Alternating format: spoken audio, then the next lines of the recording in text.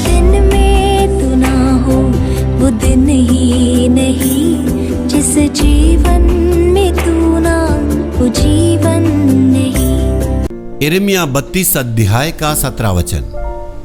हे प्रभु यहोवा, तूने बड़े सामर्थ और बढ़ाई हुई भुजा से आकाश और पृथ्वी को बनाया है, तेरे लिए कोई काम कठिन नहीं है।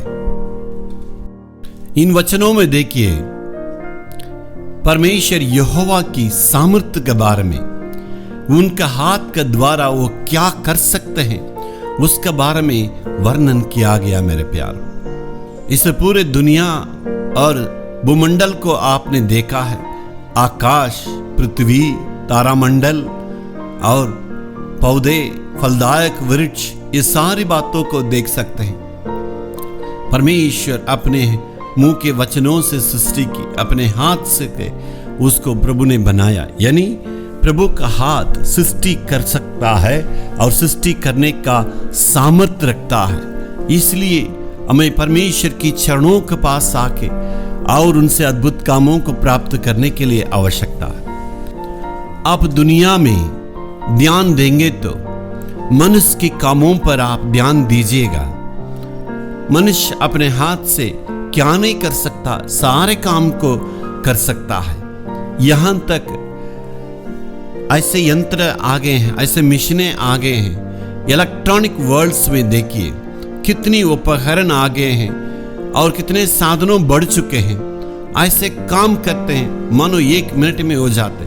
इसके पहले 100 आदमी जो काम करते थे, वक्त भी बर्बाद होता था और इतने समय काम करना पड़ता। लेकिन आजकल मशीनों की सहारा के चलते सारे काम चुटकी में आदमी कर लेते हैं। 100 आदमी काम करने के उस बातों को मशीन से 1 ही मिनट में और 1 दिन में भी कर सकते हैं।